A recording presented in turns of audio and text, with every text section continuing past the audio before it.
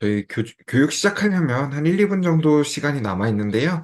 선생님들 중에 혹시 오늘 그 사전사후 분석하셔야 되는 선생님들 있으실까요? 오늘 들어오신 선생님들 중에 혹시 그 연구학교나 또는 사전사후 분석하셔야 되는 선생님들 있으세요? 있으시면 채팅창에 한번 남겨주시면 좋을 것 같습니다.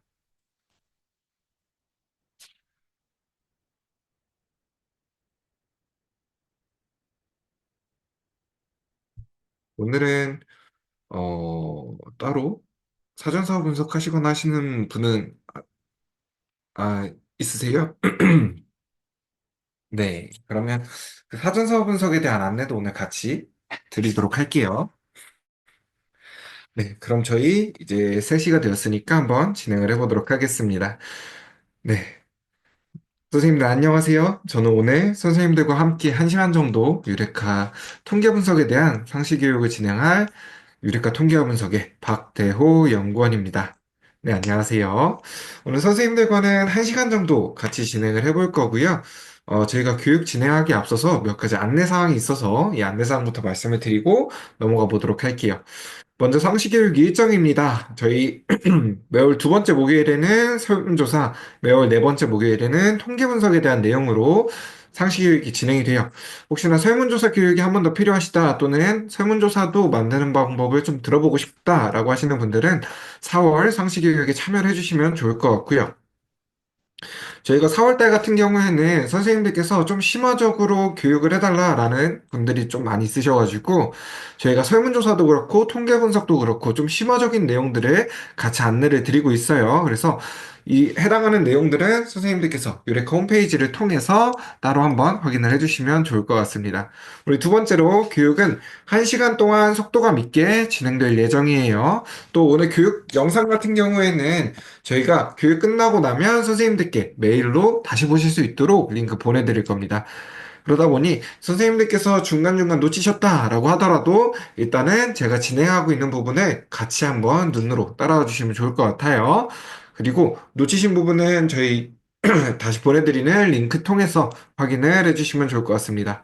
그리고 세 번째로 질문사항은 채팅창에 남겨주세요. 제가 지금 채팅창도 같이 계속 보고 있습니다. 채팅창에 남겨주시면 제가 교육 종료 후나 또는 중간중간에 녹일 수 있는 부분은 녹이면서 같이 말씀을 드리도록 하겠습니다. 마지막으로 오늘 교육 마친 이후에는 상시교육 만족도 조사가 진행이 됩니다. 참여해주신 분들 중에 저희가 추첨 통해서 또 소정의 선물도 같이 보내드리니까요. 교육 끝났다 이러고 바로 나가시기보다 마지막에 만족도 조사까지 같이 참여를 해주시면 좋을 것 같습니다. 그러면 이제 본격적으로 한번 시작을 해보도록 할게요. 오늘 교육 같은 경우에는 사실 실습으로 진행되기보다는 제가 선생님들께 구두로다가 안내드리는 약간 강의 형태로 진행되는 내용들이 훨씬 많아요. 그래서 선생님들께서 눈으로만 따라와 주셔도 좋지만 제가 진행하는 일부 부분의 내용들도 같이 한번 진행을 해보고 싶다라고 하시는 분들께서는 지금 앞에 보이는 방법으로 유레카에 로그인해서 사용을 해주시면 좋을 것 같습니다. 제가 이 로그인 하실 수 있는 방법은 채팅창에 한번 남겨둘게요. 1, 2, 3. 유레카 같은 경우는 반드시 로그인이 되어 있으셔야지만 모든 기능들을 사용을 하실 수가 있어요. 그래서 혹시나 저랑 같이 한번 진행을 해보고 싶다라고 하시는 분들은 지금 제가 남겨드린 주소, 채팅창에 남겨드린 주소로 들어가셔서 아이디와 패스워드를 입력한 다음 저랑 같이 진행을 해보셔도 좋을 것 같습니다. 근데 오늘은 아무래도 통계 분석에 대한 내용이다 보니까 이론적인 내용이 조금 많이 들어가요. 그래서 선생님들께서 눈으로만 따라오셔도 아마 충분하실 거예요. 오늘 진행할 내용부터 한번 살펴볼게요. 가장 첫 번째로는 유레카에서 통계 분석할 수 있는 방법에 대해서 한번 알아볼 거고요. 두 번째로 선생님들께서 오프라인으로 설문조사 받으셨을 때, 종이로다가 설문조사 받으셨을 때 이 자료를 엑셀 파일에 원자료화 시키시는 방법, 거기에다가 선생님들께서 사전사후 분석하셔야 되는 선생님 아까 계신다라고 하셔가지고 사전사후 분석하기 위한 자료 만드는 방법까지 같이 한번 안내를 드릴 거고요. 마지막으로 통계 분석의 기초랑 몇 가지 통계 분석 사용하셨을 때 보고서는 어떠한 형태로 작성해 주시는 게 좋은지 해당하는 내용들을 한번 안내를 드리도록 하겠습니다. 그럼 가장 먼저 유레카에서 통계 분석할 수 있는 방법부터 한번 설명을 드려볼게요. 유레카에서는 크게 두 가지 방법으로 통계 분석을 진행을 하실 수가 있습니다. 만약 선생님들께서 유레카에 있는 온라인 설문조사를 사용하셨다면 지금처럼 응답이 들어오실 거예요. 선생님들께서 응답을 받아주신 다음 응답의 결과를 확인하셔야겠죠. 응답의 결과는 설문조사 관리에 있는 통계 분석하기 버튼을 클릭하시면 됩니다. 그럼 가장 기본적인 빈도표와 그래프를 확인하실 수가 있어요. 만약 선생님들께서 나는 간단하게 빈도표, 그래프만 있어도 된다라고 하신다면 상단에 보이는 빈도표 버튼을 클릭해서 엑셀 파일로 저장을 하실 수도 있어요. 하지만 난 이걸 넘어가는 추가적인 통계 분석을 더 활용하고 싶다라고 하실 때는 이 오른쪽에 보이는 통계 분석하기 또는 통계 분석 3.0 버튼을 클릭해서 추가적인 통계 분석도 활용을 해주실 수가 있습니다. 선생님들께서 질문 주시는 것 중에 하나가 이 통계 분석하기랑 3.0이랑 어떤 차이가 있느냐라고 질문 주시는 경우가 있어요. 저희가 통계 분석하기 같은 경우에는 업데이트를 하기 이전 버전이에요. 그러다 보니 선생님들 컴퓨터 상황에 따라서 뭔가 작동이 안 되는 경우가 종종 발생할 수가 있습니다. 그래서 가급적이면 선생님들께서도 통계 분석 3.0을 통해서 활용을 해주시는 게 조금 더 편하게 활용 가능하실 거예요. 그러면 응답 결과 화면에서 통계 분석 3.0 버튼을 클릭하시게 되면 지금처럼 이스트 3.0이라는 새로운 페이지로 연결이 되실 거고요. 여기에 왼쪽 통계 분석 메뉴를 클릭하시면 기술 통계량부터 빈도 분석, 교차, 독립T, 요즘 선생님들께서 많이 사용하시는 사전사후 분석, 통계 기법 이름으로는 대응 표본 T 검정이다라고 이야기를 해요. 이 대응 T, 분산, 상관, 단순, 회귀 분석까지 다양한 종류의 통계 분석들을 모두 활용을 하실 수가 있습니다. 분석하시는 방법도 간단해요. 간단하게 클릭만 이용해서 분석을 하실 수가 있어요. 한번 빈도 분석을 예로 들어볼게요. 왼쪽 통계 분석 메뉴에서 빈도 분석을 선택해 주시고 변수 리스트에서 우리가 분석할 자료 있죠. 우리가 분석할 자료를 클릭하신 다음 만약 여러 개가 있다면 쭉 드래그 하셔도 괜찮으시고요. 만약에 문항들이 떨어져 있다라고 한다면 하나의 문항을 클릭하신 다음 키보드에 컨트롤 버튼을 누르시고 다른 문항들을 클릭을 해주셔도 돼요. 이렇게 선생님들께서 필요하신 문항을 선택해 주신 다음 화살표 아래쪽 버튼을 클릭해서 선택 변수로 내려주시면 됩니다. 다음으로 그래프 같은 경우 필요하시면 죄송해요. 필요하시면 선택하시고 필요 없으시면 선택하지 않으셔도 괜찮으시고요. 저는 막대 그래프로 한번 설정을 해볼게요. 마지막으로 분석하기 버튼을 클릭해 주시면 지금처럼 분석에 대한 결과를 확인하실 수가 있습니다. 이 분석에 대한 결과는 상단에 보이는 저장 버튼을 클릭해서 한글이나 엑셀, PPT, 그리고 PDF와 JPG 같은 이미지 형태로도 받아보실 수가 있어요. 지금은 따로 저장을 하진 않을게요. 이렇게 온라인 설문조사에서 바로 통계 분석을 진행을 하실 수도 있고요. 두 번째 방법은 선생님들께서 오프라인으로 설문조사 받으시는 경우 있으시죠? 종이로다가 설문조사 받으셔야 되는 경우가 있으실 거예요. 예를 들어서 학생들이 연령대가 너무 낮다거나 또는 응답자들이 인터넷 너무 몰려서 인터넷 자체가 조금 어려운 상황에 있다거나 이런 경우에는 선생님들께서 오프라인으로 종이 설문으로 응답을 받아주시고 해당하는 자료의 원자료만 엑셀 파일로 가지고 계신다면 업로드해서도 분석을 해주실 수가 있습니다. 네, 지금은 선생님들께 만약 선생님들께서 종이로다가 설문조사 받으셨을 때 엑셀 파일 원자료화 시키시는 방법을 한번 안내를 드릴게요. 가장 처음으로는 우리 원자료의 구성부터 한번 살펴보도록 하겠습니다. 원자료의 구성부터 살펴보면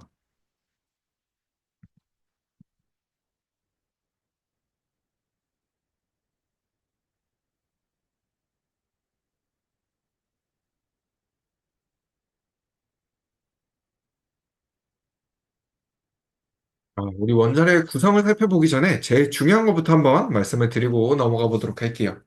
만약 선생님들께서 오프라인으로 설문조사를 받으셨다라고 한다면 선생님들 앞에 설문조사가 쭉 쌓여있게 될 거예요. 이때 하나씩 바로 입력하시는 게 아니에요. 가장 중요한 부분은 제일 위에 있는 설문조사 우측 상단 또는 좌측 상단에 제일 위에 있는 설문조사는 1번, 그 아래에 있는 설문조사는 2번, 이렇게 마지막 설문조사는 설문지 마지막 번호까지 설문지 번호를 입력해 주셔야 됩니다.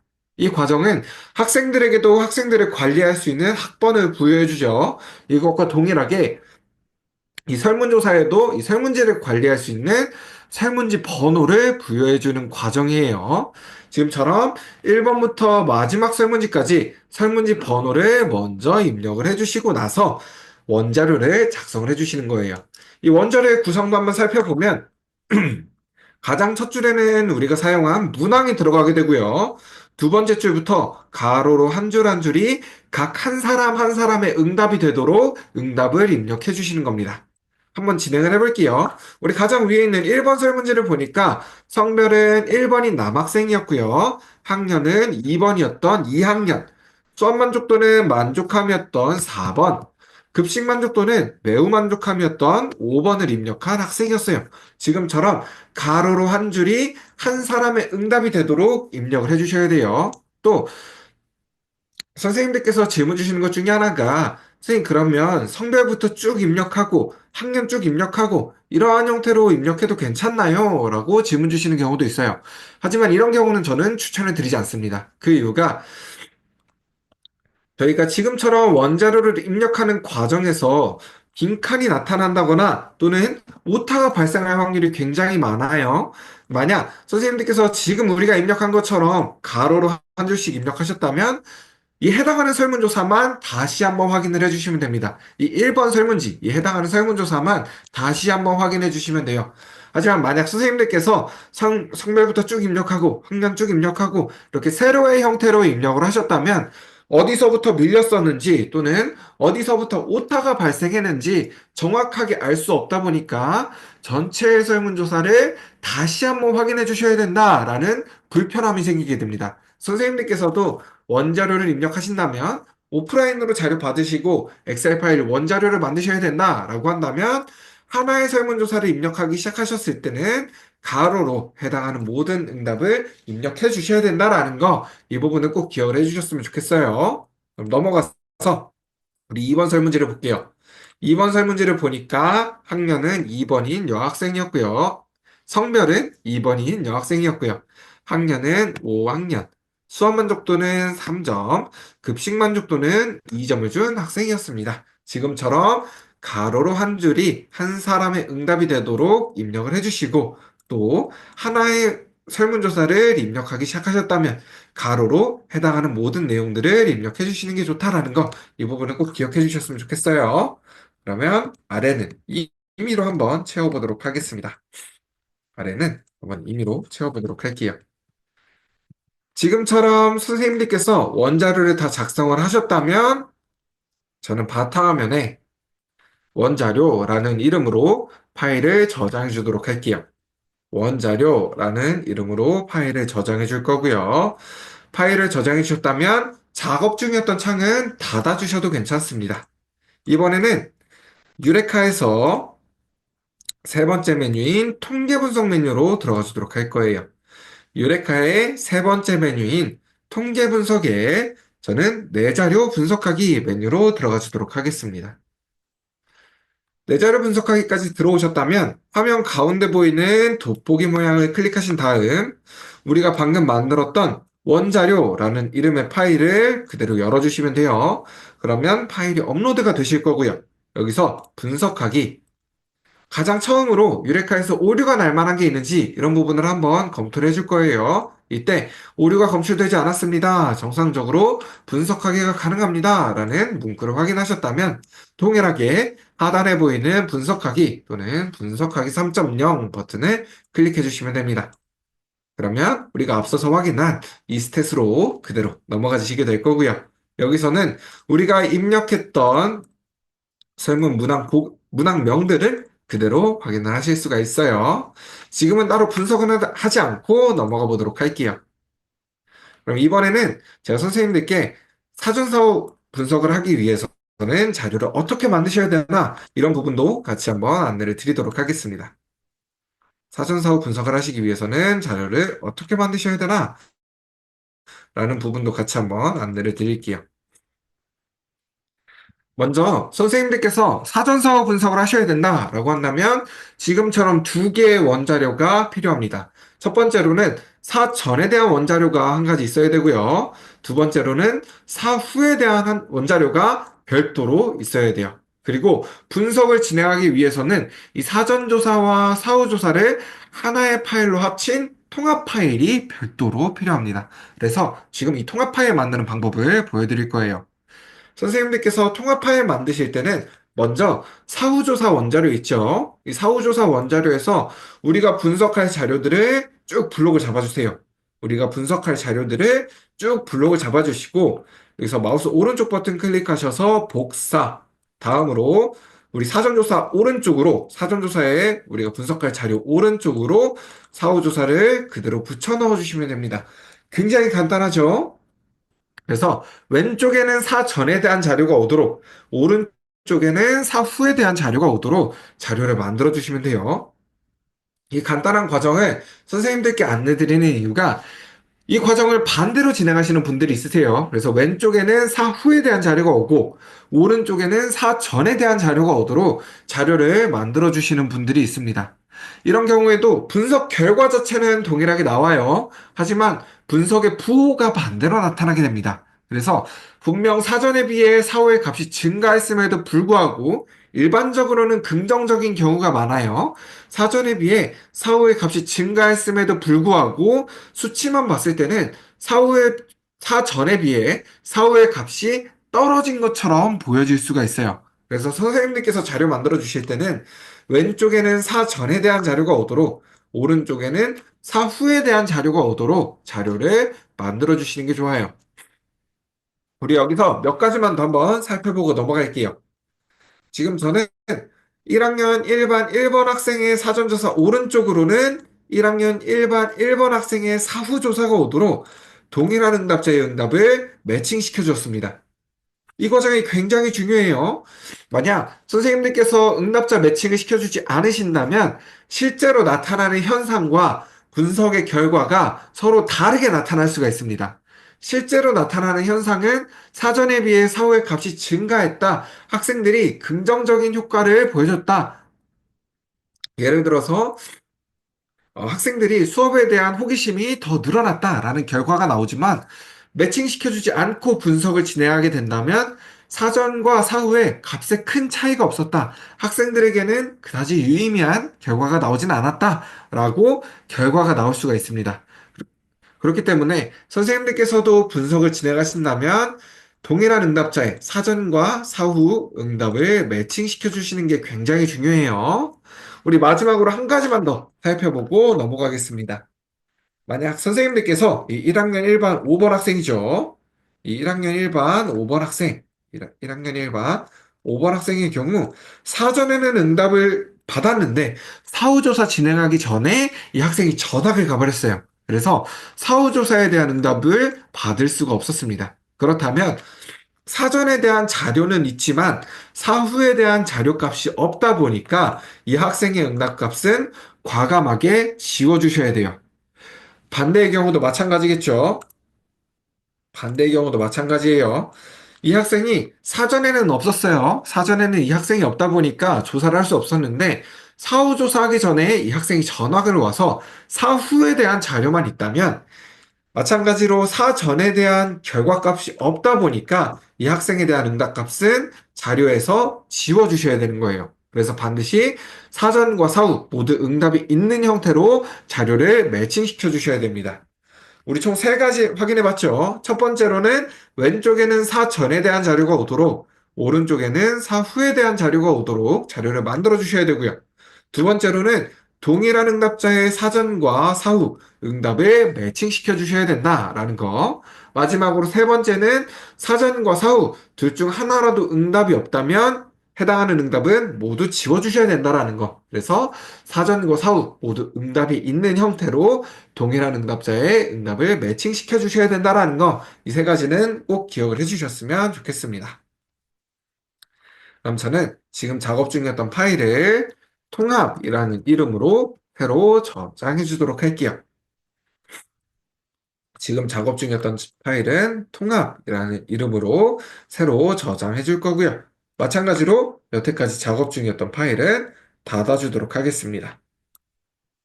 그리고 이번에는 유레카 세 번째 있는 메뉴인 통계 분석 메뉴에 수업 효과성 분석 메뉴로 들어가 줄 거예요. 이러면 선생님들께서 종종 질문 주시는 것 중에 하나가 내 자료 분석하기랑 수업 효과성 분석이랑 어떤 차이가 있나요? 라고 질문 주시는 분들이 있어요. 사용할 수 있는 기능 모두 동일합니다. 한 가지 차이만 있다면 우리 내 자료 분석하기에서는 제가 앞서서 선생님들께 보여드렸던 오프라인으로 설문조사 받으셨을 때 원자료화 시키시는 방법이 기재가 되어 있고요. 우리 수업 효과성 분석에서는 제가 방금 선생님들께 안내드렸던 사전조사와 사후조사를 하나의 파일로 합치는 방법이 기재가 되어 있다. 이 방법만 차이가 있고 사용할 수 있는 모든 기능은 동일합니다. 마찬가지로 화면 가운데 있는 돋보기 모양을 클릭해 주시고 방금 만들었던 통합이라는 파일을 열어줄 거예요. 다음으로 분석하기. 오류가 검출되지 않았다면 마찬가지로 분석하기 3.0 버튼을 클릭해 주도록 할게요. 제가 사전사후 분석하시는 방법은 한번 보여드리도록 하겠습니다. 먼저 왼쪽에 통계 분석 메뉴를 클릭해 주신 다음 사전사후 분석하는 통계 기법 이름인 대응 표본 T 검정을 선택해 주시면 돼요. 다음으로 동일한 문항에 대한 사전과 사후 한 쌍만을 아래에 선택 변수로 내려주시면 됩니다. 지금은 수업 만족도, 교우 관계 만족도, 시설 만족도 총 3쌍의 문항이 있죠. 그렇기 때문에 분석을 3번 별도로 진행을 해주셔야 돼요. 3번의 분석을 별도로 진행을 해주셔야 되는 거예요.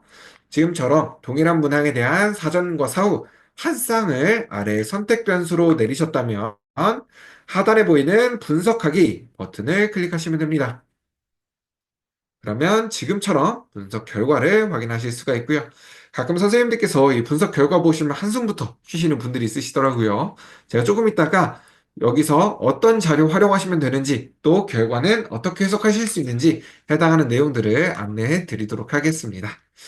그러면 네, 이렇게 유레카에서 통계 분석할 수 있는 방법까지 안내를 드렸고요.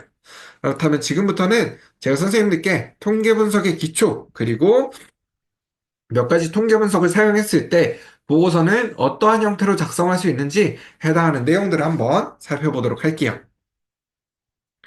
먼저 가장 기본이 되는 통계 분석에 대한 기초 부분이에요. 통계 분석 같은 경우에는 정말 다양한 통계 기법들을 가지고 있습니다. 이 각각의 통계 기법들을 사용하기 위해서는 크게 두 가지 조건을 지켜줘야 돼요. 첫 번째로는 변수의 종류를 알맞게 사용을 해주셔야 되고요.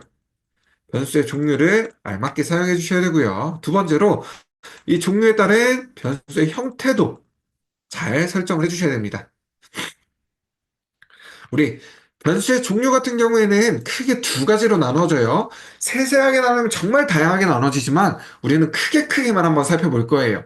우리 변수의 종류는 크게 두 가지로 나눠집니다. 첫 번째로는 나는 독립적이야. 내가 마음대로 변할 수 있어. 라고 이야기하는 독립변수가 있고요. 두 번째로는 독립변수야. 너가 변했네. 그럼 나도 같이 변해야겠다. 라고 이야기하는 종속변수가 있습니다. 이때 독립 변수가 먼저 변하게 되면 종속 변수는 따라서 변하게 되는 왼쪽에서 오른쪽으로의 흐름이 생기게 되고요. 이 흐름에 얹혀지는 변수의 형태에 따라서 사용할 수 있는 통계 분석 방법이 결정이 되는 거예요. 변수의 형태 같은 경우도 세세하게 나누면 정말 다양하게 나눠지지만 크게 두 가지로 나눠집니다. 첫 번째로는 숫자 자체가 아니라 그 숫자에 연구자가 부여해준 속성이 중요한 변수가 있어요. 예를 들면 성별이나 종교, 조금 더 넓게 보면 지역도, 이렇게 속성이 중요한 변수가 되겠죠. 이런 변수를 우리는 질적 변수다라고 이야기를 합니다. 이 질적 변수에 가장 흔히 사용하는 예시가 아마 성별에 대한 문항일 거예요. 그래서 제가 성별을 한번 예로 들어볼게요. 우리가 일반적으로 성별에 대한 문항을 사용하게 되면 보기 1번은 남자, 보기 2번은 여자로 두고 사용을 하게 됩니다. 이때 보기의 순서를 바꿔서 보기 1번을 여자, 보기 2번을 남자로 두고 사용한다라고 하더라도 설문의 응답을 받고 분석을 진행하는 데는 아무런 지장이 없어요. 어떤 분들께서는 에이, 그래도 1번이 남자여야지 라고 말씀하시는 분들도 있으시기는 해요. 하지만 설문조사 입장에서 보거나 또는 통계 분석 입장에서 봤을 때는 1번이 남자든 1번이 여자든 아무런 지장을 가지지 않습니다. 이런 질적 변수는 지금처럼 숫자가 중요한 의미를 갖지 않다 보니까 평균 점수를 활용하지 않아요. 우리 다시 한번 성별로 예를 들어 볼게요. 우리가 보기 1번을 남자, 보기 2번을 여자라고 했을 때 1과 2의 평균은 1.5가 나오죠. 이 1.5는 성별에서 아무런 의미를 가지지 않습니다. 또 어떤 분들은 이 1.5다라고 하면 중성이지 않느냐라고 이야기하시는 분들도 있어요. 하지만 성별에서 중성을 표시할 경우나 중성이나 또 다른 성별을 표시하실 경우에는 보기 3번이나 보기 4번 이렇게 별도의 보기를 지정을 해주셔야 됩니다. 1.5가 나왔다라고 해서 중성이다라고 말씀하시면 안 되는 거예요. 대신에 이런 질적 변수는 남학생은 전체 응답자 중에 몇 명이 있고 몇 퍼센트 정도를 차지하고 있는지, 여학생은 전체 응답의 몇 명이고 몇 퍼센트 정도 차지하고 있는지 이에 해당하는 응답자의 숫자, 그리고 백분율을 중요하게 생각하게 됩니다. 그럼 이런 질적 변수랑은 반대가 되는 변수도 있겠죠. 우리는 그걸 양적 변수다라고 이야기해요. 이 양적 변수는 연속되는 숫자 자체가 중요한 변수를 이야기합니다. 예를 들어서 시험 점수나 키, 몸무게 등이 있죠. 이러한 양적 변수 같은 경우에는 숫자 자체가 중요한 의미를 가지다 보니까 평균이나 표준 편차를 중요하게 생각해요. 예를 들어서 우리 학교에서 시험을 봤다라고 한다면 내 내 시험 점수가 우리 학교의 평균보다 높은지, 낮은지가 중요하게 생각될 거고요. 전국적으로 키를 쟀다라고 한다면 내 키가 평균 이상인지를 확인하는 게 굉장히 중요하게 되겠죠. 지금처럼 양적 변수는 숫자 자체가 중요한 의미를 가지고 있다 보니까 평균과 표준 편차를 중요하게 생각합니다. 이때 질적 변수로도 양적 변수로도 모두 활용할 수 있는 문항 유형이 한 가지 존재해요.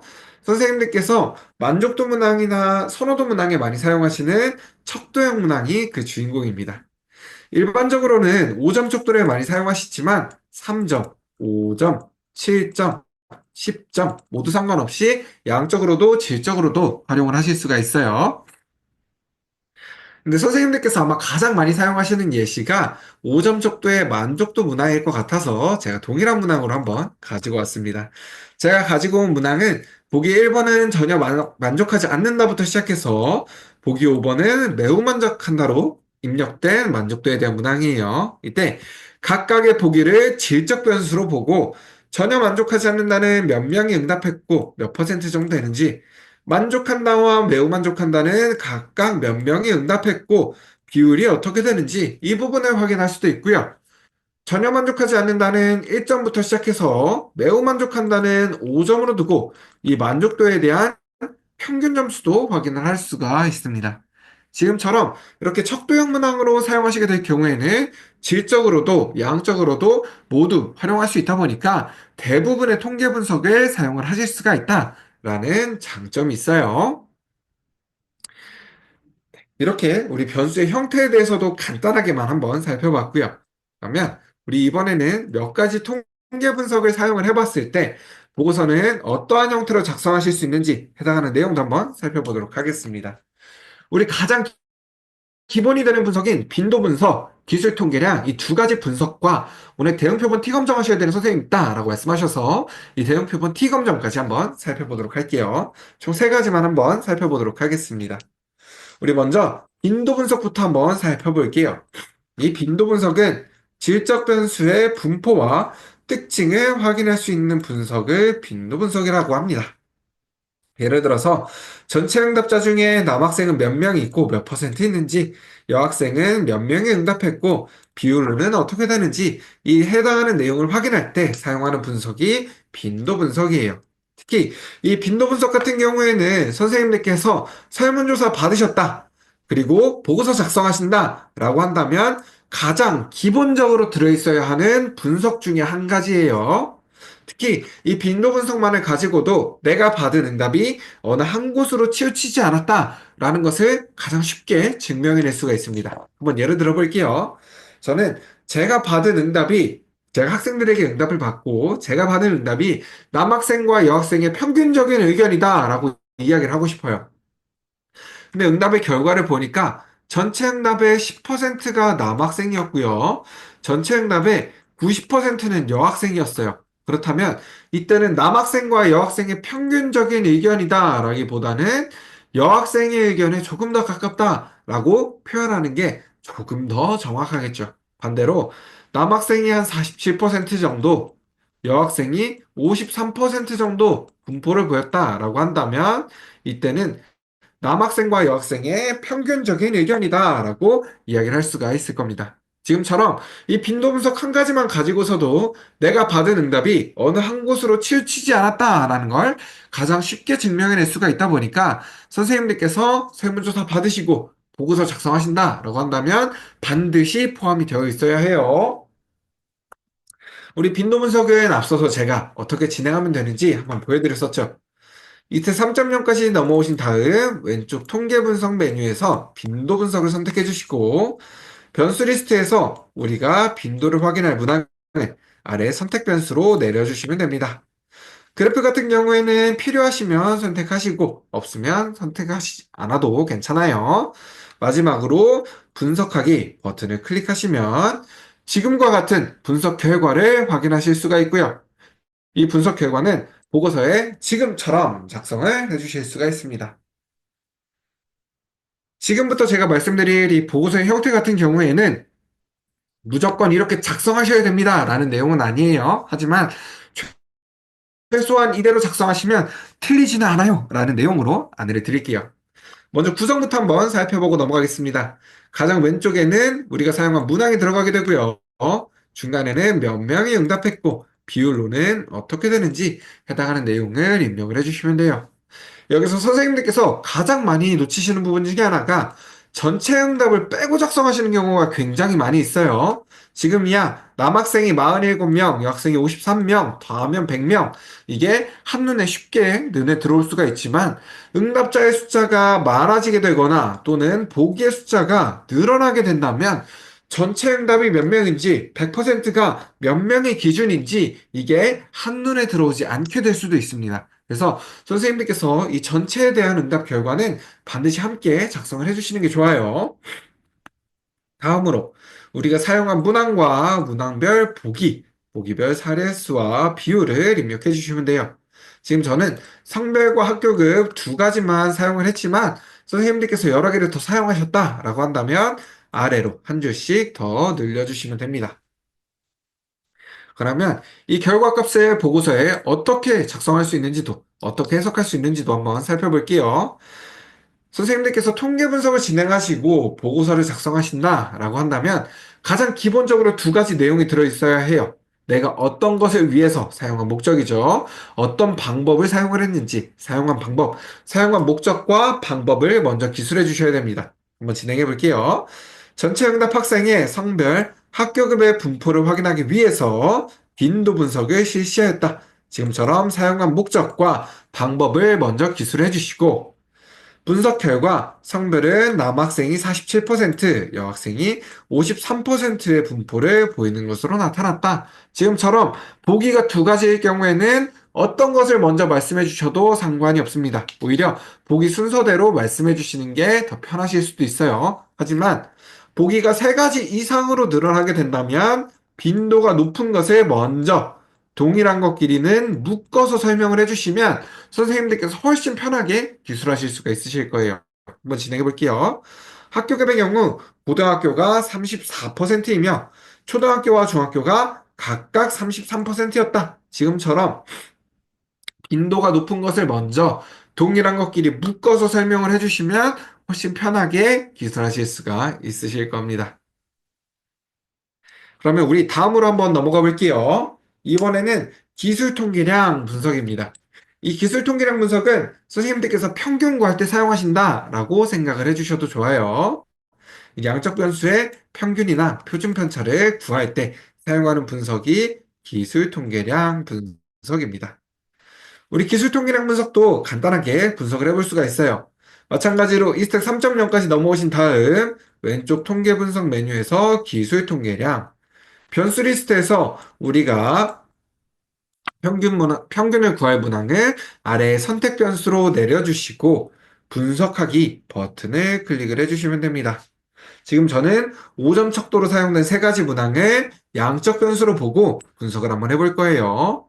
그러면 지금과 같은 분석 결과가 나타납니다. 굉장히 많이 나타나죠. 여기서 다른 값들은 사용을 해주셔도 좋고 사용하지 않으셔도 괜찮지만 지금 빨간색 쳐져 있는 세 개, 관측치와 평균, 표준 편차 이 세 가지는 항상 사용을 해주시는 게 좋습니다. 먼저 선생님들께서 관측치, 빈도 또는 자료수 분석하시다 보면 이런 내용으로 나오는 값들이 있을 거예요. 이런 값들은 보고서에 항상 함께 같이 포함되어 있는 게 좋아요. 항상 함께 포함되어 있는 게 좋습니다. 그리고 두 번째로 우리가 일반적으로 기술 통계량 분석 진행하는 이유는 평균 점수 확인하기 위함이다 보니까 이 평균 점수는 같이 사용을 해주시는 게 좋고요. 마지막으로 평균의 이웃이 되는 이 표준 편차 이 세 가지는 항상 함께 사용을 해주시는 게 좋습니다. 선생님들께서 평균이 어떤 의미구나, 또 평균이 중요한 거는 많이들 알고 계세요. 근데 표준 편차에 대한 의미나 이 표준 편차를 왜 사용하는지 이 부분을 조금 어려워하시는 분들이 있어서 제가 두 가지 예시 자료를 가지고 한번 선생님들께 안내를 드려보도록 하겠습니다. 먼저 제가 가지고 온 예시 자료는 평균 3.8, 표준 편차 1.0에 국어 수업 만족도 한 가지와 평균 3.1, 표준 편차 1.5에 수학 수업 만족도 한 가지 이렇게 총 두 개의 예시 자료를 가지고 왔어요. 먼저 국어 수업 만족도를 가지고 한번 살펴볼게요. 국어 수업 만족도가 이렇게 쭉 나열이 되어 있다라고 할 때 이 모든 자료를 대표할 수 있는 값이 평균인 3.8입니다. 이 모든 자료들을 대표할 수 있는 값이 평균이 3.8이에요. 누군가 이제 지나가다가 선생님들께 선생님 국어 수업 만족도 몇 점이나 나왔어요? 라고 물어보신다면 이 각각의 점수들을 말씀하시는 게 아니라 야 대략 이번에는 3.8점 정도 국어 수업 만족도가 3.8점 정도 나왔어요. 이렇게 모든 자료를 대표해서 말씀하실 수 있는 값이 평균인 3.8입니다. 그리고 이 3.8을 기준으로 플러스 1 표준 편차인 4.8, 마이너스 1 표준 편차인 2.8, 이 사이에 대부분의 응답값들이 포함되어 있는 것을 이야기해요. 대략 전체 응답의 약 70% 정도, 약 70% 정도는 이 범주 안에 포함이 된다라고 생각을 해주셔도 괜찮습니다. 우리 다시 한번 수학 수업 만족도를 가지고 살펴볼게요. 수학 수업 만족도에 대한 자료가 이렇게 쭉 나열이 되어 있다라고 할 때 이 모든 자료를 대표할 수 있는 값이 평균인 3.1이에요. 그리고 이 3.1을 기준으로 플러스 1 표준 편차인 4.6, 마이너스 1 표준 편차인 1.6, 이 사이에 대부분의 응답값들이 포함되어 있는 것을 이야기합니다. 아마 선생님들께서도 지금 보시면서 아시겠지만 표준 편차가 커지면 커질수록 평균으로부터 자료가 더 넓게 분포를 하게 되고요. 반대로 표준 편차가 작아지면 작아질수록 더 평균에 밀집되어 있는 형태로 자료가 분포하게 되죠. 지금처럼 평균 같은 경우 이 모든 자료를 대표할 수 있는 값이고 표준 편차는 이 대표할 수 있는 값을 기준으로 자료가 얼마나 넓게 또는 얼마나 좁게 분포되고 있는가 이에 해당하고 있는 정보이다 보니까 선생님들께서 평균을 사용하시는 경우에는 이 표준 편차도 함께 사용을 해주셔야 돼요. 그러면 우리가 앞서서 확인했던 결과를 보고서에 어떻게 옮길 수 있는지도 한번 살펴보도록 하겠습니다. 마찬가지로 구성부터 한번 살펴볼게요. 가장 왼쪽에는 우리가 사용한 문항이 들어가게 되고요. 중간에는 평균, 오른쪽에는 표준 편차. 여기서도 마찬가지로 응답이 총 몇 개 들어왔는지 이 해당하는 관측지 개수도 함께 사용을 해주셔야 됩니다. 지금 저는 이렇게 세 가지 자료만 사용을 했지만 선생님들께서 외도나 첨도 또는 최다나 최소값 이렇게 더 추가적인 자료를 사용을 하신다면 오른쪽으로 한 칸씩 더 늘려서 사용을 해주시면 돼요. 그러면 마찬가지로 이 자료를 한번 해석해 보도록 하겠습니다. 먼저 사용한 목적과 방법이 기술되어 있어야겠죠. 학생들의 각 만족도 및 점수의 특징을 알아보기 위해서 기술 통계량 분석을 실시하였다. 지금처럼 사용한 목적과 방법을 먼저 기술해 주시고 5점 척도의 질문 중 국어 수업 만족도에 대해서는 평균이 3.8점으로 대체로 국어 수업에 보통 이상의 만족도를 가진 것으로 확인되었다. 수학 수업 만족도에 대해서는 평균이 3.88, 학교생활 만족도는 3.81로 나머지 두 변수 또한 만족에 가까움을 확인할 수 있었다. 지금처럼 해석을 해주실 수가 있습니다. 지금 저 같은 경우에는 구두상으로 말씀을 드리다 보니까 표준 편차 점수까지 별도로 읽지는 않았어요. 하지만 선생님들께서 보고서 작성하실 때는 이 표준 편차 점수도 함께 작성을 해주시는 게 좋습니다. 여기서 한 가지만 더 말씀을 드리고 넘어가려고 해요. 지금 국어 수업 만족도 같은 경우에는 보통 이상이다. 나머지 두 개는 만족에 가깝다라고 표현을 해뒀습니다. 이 부분은 제가 일부러 선생님들께 보여드리고 싶어서 두 가지를 모두 가지고 왔어요. 우리가 일반적으로 5점 척도를 사용하게 되면 이 중에 3점은 보통이다. 4점은 만족으로 두고 사용을 하시게 되죠. 이 중에서도 3점과 4점 사이 그 중에서도 대략 3.8이 넘어가면서 4점이 조금 못 미치는 정도가 된다면 결과적으로 4점에 가깝게 나타났기 때문에 만족에 가깝다라고 표현을 하실 수도 있고요. 결론적으로는 4점에 미치지 못했기 때문에 보통 이상이다라고도 작성을 해주실 수 있어요. 이 부분은 연구자분의 선택입니다. 선생님들께서 조금 더 유리하게 해석하실 수 있는 방향으로 사용을 해주셔도 괜찮아요. 3.8이 아예 못 미치는 경우에는 보통 이상이다라고 작성해 주시는 경우가 더 많이 있지만 3.8이 넘어가면서 4점이 조금 못 미치는 경우에는 지금처럼 두 가지 모두로 사용을 해 주실 수가 있어요.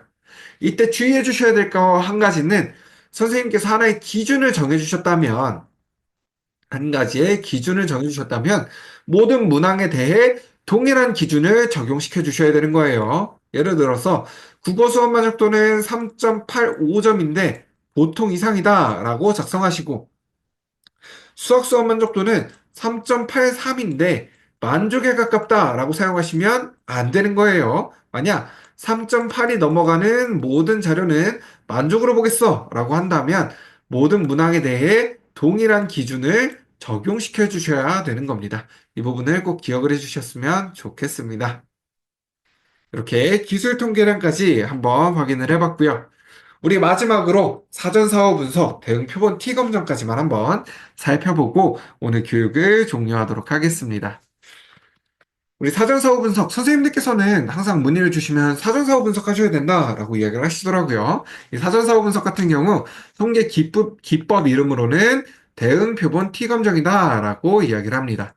말 그대로 사전 점수와 사후 점수의 평균 차이를 확인할 수 있는 분석이에요. 이 대응 표본 T 검정을 진행하기 위해서는 세 가지 기본 조건이 충족이 되어 있어야 해요. 첫 번째로는 시간의 차이를 두고 사전 조사와 사후 조사를 진행해 주셔야 됩니다. 예를 들어서 학기 초에 사전 조사를 진행하셨다면 학기 말에 사후 조사를 진행하시는 것처럼 사전과 사후에 시간 차이가 필요해요. 우리 두 번째로 동일한 응답자의 응답을 매칭해 주셔야 됩니다. 이 부분은 제가 앞서서 자료 만들면서도 같이 말씀을 드렸었죠.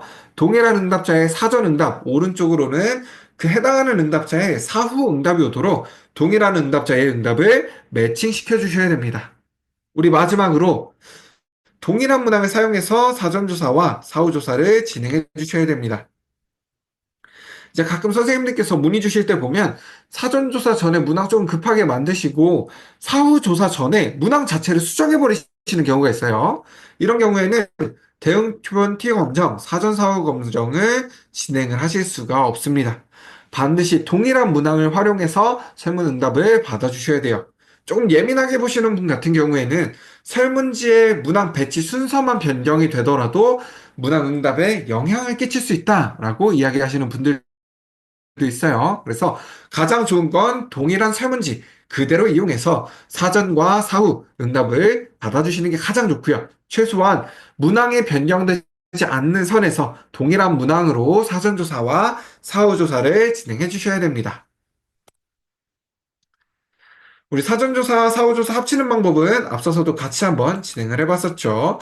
사전과 사후, 사전이 왼쪽에 오도록 사후가 오른쪽에 오도록 동일한 응답자의 응답을 매칭시켜 주시고 둘 중에 하나라도 응답이 없다면 해당하는 응답은 과감하게 지워주셔야 된다라는 거. 이거는 꼭 기억을 해주세요. 이번에는 분석하는 방법입니다. 앞서서도 한번 안내를 드렸었죠. 우리 이스트 3.0까지 넘어오신 다음 왼쪽 통계 분석 메뉴에서 대응 표본 T 검정, 변수 리스트에서 우리 동일한 문항에 대한 사전과 사후 한 쌍만을 아래 선택 변수로 내리고 분석하기 버튼을 클릭해 주시면 돼요. 만약 선생님들께서 세 쌍의 문항이 있다라고 한다면 세 번의 분석을 별도로 진행을 해주시면 됩니다. 그러면 지금과 같은 분석 결과가 나오실 거고요.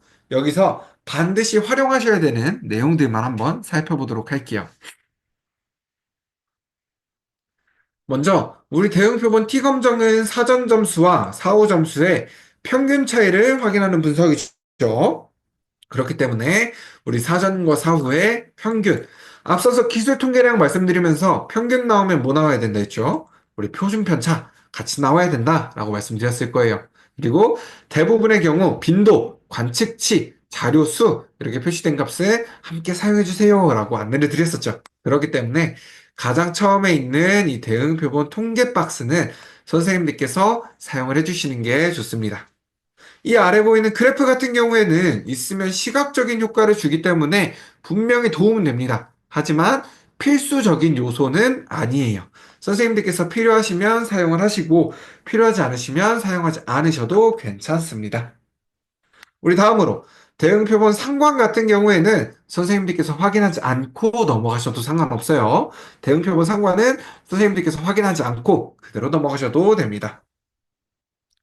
우리 이어서 대응 표본 T 검정을 진행했기 때문에 이에 근거가 되는 T값, 이 T값이 통계적으로 유의미한지를 확인할 수 있는 유의 확률값, 이 두 가지를 추가적으로 활용을 해주시면 됩니다. 아마 선생님들께서 이런 이야기 한 번쯤은 들어보셨을 것 같아요. p-value, 유의 확률 값이 0.05보다 작으면 통계적으로 유의미하다라는 내용을 한 번쯤은 들어보셨을 겁니다.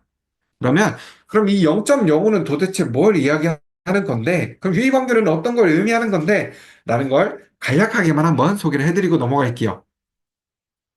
먼저 우리가 보통 이야기하는 이 0.05를 우리는 유의 수준이다라고 이야기를 해요. 이 유의 수준은 똑같은 분석을 100번 진행한다라고 했을 때 우리가 몇 번의 오류까지 허가를 해줄 것이냐, 우리가 몇 번의 오류까지는 봐줄게 라고 이야기를 하는 우리가 설정한 오류의 최대 수준을 이야기합니다.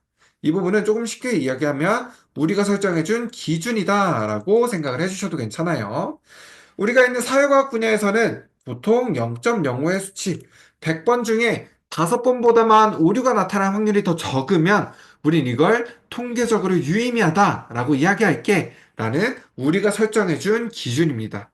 뭐 건설 분야나 의학 분야로 넘어가게 되면 훨씬 더 작은 수치의 유의 수준을 사용을 하게 되지만 우리가 있는 사회과학 분야에서는 보통 100번 중에 5번 나올 확률인 0.05보다 오류 확률이 적다면 우리가 이거 통계적으로 유의미하다라고 할게 라고 사용을 하고 있어요. 이 유의 수준 같은 경우에는 우리가 설정해준 기준이에요. 우리가 설정해준 기준이 유의 수준이라면 유의 확률은 우리가 가지고 있는 자료 있죠. 우리가 가지고 있는 자료로 실제 통계 분석을 진행을 해봤을 때 이 통계 분석의 결과가 오류가 나올 확률을 이야기합니다. 우리가 가지고 있는 자료로 실제 통계 분석을 진행을 해봤을 때 이 통계 분석 결과, 우리가 가지고 있는 자료에서 오류가 발생할 확률을 유의 확률이다라고 이야기를 해요.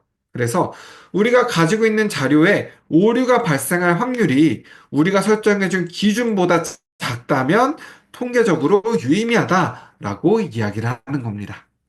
좀 어려우실 수도 있어요. 그러면 오히려 선생님들께서는 물어보실 수도 있죠. 그럼 통계적으로 유의미하다라는 건 어떤 의미인가요? 라고 질문을 주실 수도 있습니다. 우리 통계적으로 유의미하다라는 것도 조금 쉽게 설명을 드리면 이 결과값이 우연히 나오지 않았다라는 것을 이야기를 해요. 만약 내가 동일한 집단에 다른 대상들에게 똑같이 조사를 한다면 지금과 동일하거나 비슷한 결과가 나올 것이다 라는 것을 통계적으로 유의미하다라고 이야기를 하는 겁니다. 그러면 우리가 앞서서 봤던 분석 결과를 통해서 이 유의 확률과 유의 수준을 다시 한번 살펴볼게요. 우리가 설정해준 기준인 유의 수준은 0.05예요. 이거는 100번 중에 5번보다만 오류 확률이 더 적게 나오면 100번 중에 5번 나오는 것보다 더 적은 오류의 확률이라면 우린 이걸 가지고 통계적으로 유의미하다라고 할게. 우린 이걸 우연히 나오지 않았다라고 이야기할게. 라고 우리가 설정해준 기준이죠. 100번 중에 5번이에요. 근데 우리가 가지고 있는 자료에 오류가 발생할 확률을 보니까 0.000으로 나타납니다. 사실 통계에서 0%라는 확률은 존재하지 않아요. 0%라는 확률은 존재하지 않습니다. 어느 일정 수치까지 내려가다 보면 특정한 값을 갖게 돼요. 그래서 0.000 이렇게 입력하셔도 틀린 건 아니에요. 틀린 건 아니지만 조금 더 정확하게 사용하실 때는 0.001보다 작은 값이다. 이 0.001은 통계에서 사용하는 정말 작은 단위를 이야기합니다. 이 0.001보다 작은 값이다 라고 표시해 주시는 게 조금 더 정확합니다. 그럼 다시 한번 살펴볼게요. 우리가 설정해준 기준은 100번 중에 5번보다만 오류가 더 적게 나타날 확률이면 돼요. 근데 우리가 가지고 있는 자료를 보니까 1000번 중에 한 번보다도 오류가 더 덜 나온다고 합니다. 우리가 설정해준 기준보다 오류가 나타날 확률이 훨씬 더 적죠. 그렇기 때문에 우리는 이 자료를 가지고 통계적으로 유의미하다라고 이야기를 하실 수가 있는 거예요. 그러면 이 자료를 보고서에는 어떻게 옮길 수 있는지도 한번 살펴보도록 하겠습니다. 마찬가지로 구성부터 한번 살펴보고 넘어갈게요. 우리 사전 점수와 사후 점수의 평균 차이 확인하는 분석이죠. 그렇기 때문에 사전과 사후의 평균, 그리고 평균이 나오면 같이 나와야 하는 표준 편차. 또 우리 관측치 개수 함께 나와야 된다라고 말씀을 드렸었죠. 다음으로 우리 대응표본 t 검정을 진행했기 때문에 이 t값과 이 t값이 통계적으로 유의미한지를 알려주는 유의 확률값 p-value를 함께 사용을 해주시면 됩니다. p-value도 0.000으로 나왔지만 이거보다 조금 더 정확하게 사용하는 정말 작은 단위인 0.001보다 작은 값이다 라고 표현을 해줬어요. 선생님들께 한 가지만 더 말씀을 드리면 가끔 저희가 이제 그 선생님들 보고서 검토를 해드리고 있는데 어떤 분께서 이제 또 검토 요청을 주셔서 쭉 보고 있었더니 분명 사전에 비해 사후의 값이 증가했어요. 사전에 비해 사후의 값이 증가했는데 이 t값 앞에 마이너스라는 부호가 없는 거예요. 그래서 선생님께 다시 연락을 드려서 선생님 제가 이거 한번 확인을 해봤는데 뭔가 자료에 오류가 있거나 또는 분석에 에러가 났을 수도 있습니다. 사전에 비해 사후의 값이 증가했는데 이 t값 앞에 마이너스라는 부호가 없습니다. 라고 안내를 드렸더니 해당하는 선생님께서는 이 마이너스 부 내가 불길해서 다 떼버렸어요. 라고 말씀을 하시더라고요. 근데 일반적으로 t값 앞에 붙는 이 마이너스 부 같은 경우에는 사전에 비해 사후의 값이 증가했을 때 긍정적인 경우가 더 많이 있어요. 긍정적일 때 t값 앞에 마이너스 부호가 붙다 보니까 불길하다라고 다 떼버리지 마시고 있으면 있는 대로 없으면 없는 대로 그대로 활용을 해주셔야 됩니다. 그러면 이제 우리 이 결과값을 한번 해석해 보도록 할게요. 먼저 사용한 목적과 방법을 기술해 주셔야겠죠. 나는 국어 공부하는 것이 즐겁다라는 문항에 대한 학생들의 사전 사후 응답 차이를 분석하기 위해서 대응 표본 T검정을 실시하였다. 지금처럼 목적과 방법을 먼저 기술해 주시고 분석 결과 사전조사에서는 평균이 3.05점이었으나 사후조사에서는 3.85점으로 약 0.8점 향상된 것이 통계적으로 확인이 되었다. 이에 해당하는 근거를 작성을 해주시면 됩니다. 우리가 사전에 비해 사후의 값이 증가한 거는 눈으로도 확인을 하실 수가 있어요. 하지만 우리는 이게 우연히 나온 결과가 아니다라는 것을 증명해냈기 때문에 그의 근거가 되는 값을 함께 작성을 해주셔야 되는 거예요. 그러면 이제 결론을 맺어주셔야겠죠.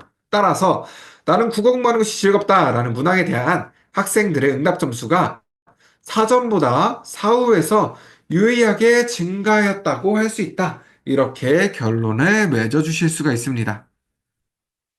보통 통계를 아시는 분들 같은 경우에는 이렇게만 작성을 하셔도 이게 어떤 의미구나 라고 조금 쉽게 캐치를 하실 수가 있어요. 근데 통계를 모르시는 분들께는 굉장히 불친절한 보고서로 마무리가 될 수가 있습니다. 그래서 즉 이후에 한 문장을 더 추가해 주셔서 선생님들께서 하신 내용들도 한 번 더 뽐내 주시고 보고서를 보시는 분들께도 가장 친절한 형태로 보고서를 안내해 주실 수가 있을 거예요. 한번 해볼게요. 즉, 국어 특성화 수업은 학생들의 국어 과목에 대한 흥미를 증진시키는데 효과적으로 기여하였음을 알 수 있다. 지금처럼 내가 한 수업이 학생들에게 이렇게 좋은 효과로 나타났습니다. 라는 것을 한번 안내해 주시기도 하면서 보고서를 보시는 분들께도 이게 이런 의미구나. 라는 것을 훨씬 더 쉽게 캐치하실 수 있게 친절한 형태로 보고서를 작성을 해 주실 수가 있습니다. 네, 오늘 한 50분 정도, 55분 정도 선생님들과 함께 유레카에 대한 통계 분석을 알아봤고요. 또 몇 가지 보고서 작성하시는 방법까지 살펴봤습니다. 제가 채팅창에 선생님들께 응답을 받을 상시교육 만족도 조사 링크 하나 남겨드릴 거예요. 선생님들께서 바로 나가시기보다 이 수업에 대한, 교육에 대한 만족도까지 한번 체크해 주시고, 저희가 또 체크해 주시면, 추첨 통해서 소정의 선물도 보내드리고 있으니까요. 바로 나가시기보다 이 상시교육에 대한 만족도까지 한번 응답을 해 주시면 좋을 것 같고요. 또, 혹시나 질문 있으신 선생님들께서는 남아서 질문해 주셔도 괜찮습니다. 한 시간 동안 저랑 같이 고생해 주신 선생님들, 아, 너무나도 감사합니다. 혹시나 질문 있으신 선생님들께서는 남아서 질문해 주셔도 괜찮으시고요. 질문 없으신 분들은 만족도 조사까지 참여하셨다면 회의를 종료해 주셔도 괜찮습니다.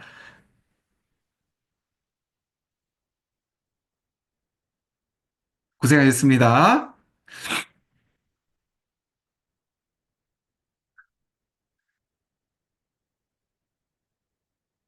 보통 유입 확률에 이렇게 별표를 붙이는 거는, 선생님께서 말씀해 주시는 것처럼 별표를 붙이는 거는, 보고서 작성하실 때 보시는 분들께 조금 더 쉽게 해석하기 위함이 커요.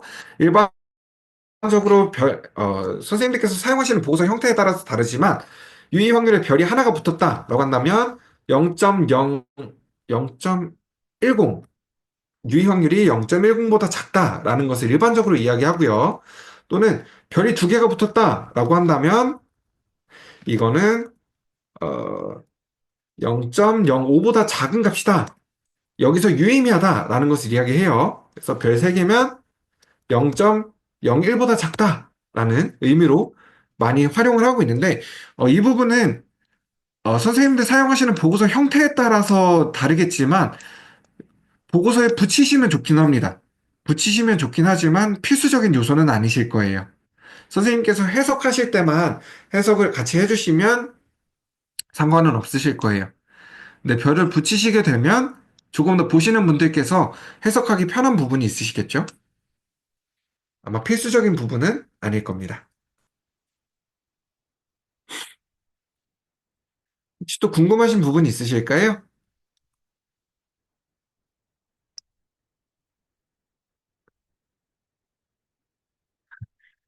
네, 네, 감사합니다. 선생님들 저한테 다이렉트 메시지로 보내주시면 이제 다른 분들께서 질문 내용을 못 보시다 보니까 지금 갑자기 얘가 무슨 말을 하나 싶으실 수도 있어요. 그래서 전체 보기로 같이 보내주시면 좋을 것 같습니다. 일단 제가 온 순서대로 한번 말씀드려볼게요.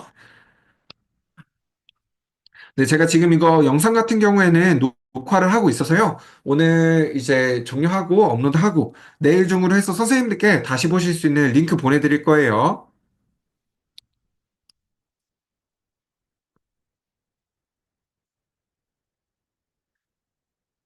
유의미하다라는 거에 대한 내용은 유의 확률 숫자로다가 보통 이야기를 합니다. 근데 만약 해당하는 숫자 위에 별표가 붙어 있다라고 한다면, 어, 제가 이 숫자를 자세하게 보지 않아도 대략 어느 수준에서 통계적으로 유의미하구나라는 것을 더 빨리 캐치를 할 수 있겠다라는 부분인 거죠. 제가 그 숫자를 자세하게 보지 않아도 숫자가 예를 들어서 0.032다 이렇게 다 보지 않아도 여기서 별표 하나만 붙어 있다라고 한다면 아 이거는 0.01보다는 통계적으로 유의미한 거구나 0.01 수준에서 통계적으로 유의미한 거구나 라는 부분을 훨씬 더 빨리 캐치를 할 수 있는 부분이다라는 거죠. 설문조사 연수 같은 경우에는 저희가 신청 주셨던 분들께는 다 메일로 다 발송을 드리고 있어요. 근데 만약에 설문조사 신청을 못 하셨었다라고 하신다면 유레카 유튜브 통해서도 보실 수가 있고요. 아니시면 네, 다음번에 있는 설문조사에 참여해 주시게 되면 마찬가지로 저희가 또 보내드리고 있습니다.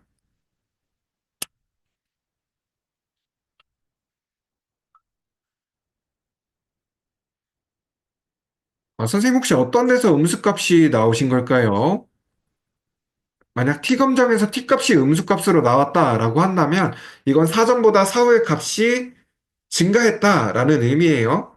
그래서 t값이 음수값이 나왔다라고 한다면 일반적으로는 더 긍정적인 의미인 경우가 많습니다.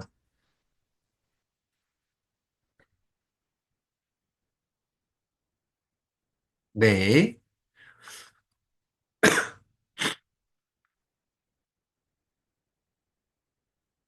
혹시 또 궁금하신 부분 있으실까요?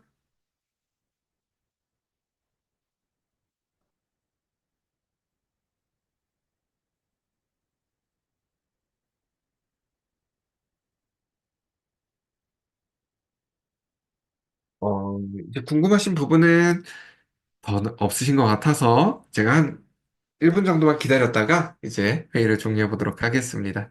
혹시나 선생님들께서 활용하시다가 궁금하신 부분 있으시면 지금 앞에 화면에 띄워놓은 연락처나 이메일로 연락 주세요. 그럼 제가 최대한 빨리 넣어드리도록 하겠습니다. 네, 감사합니다. 또 혹시나 궁금한 부분 있으시면 저희 쪽으로 연락 주세요. 그러면 이제 따로 더 문의를 주시는 내용은 없으신 것 같아서 이만 네, 회의는 종료해 보도록 하겠습니다. 함께 한 시간 동안 고생해 주셔서 감사합니다. 고생하셨습니다.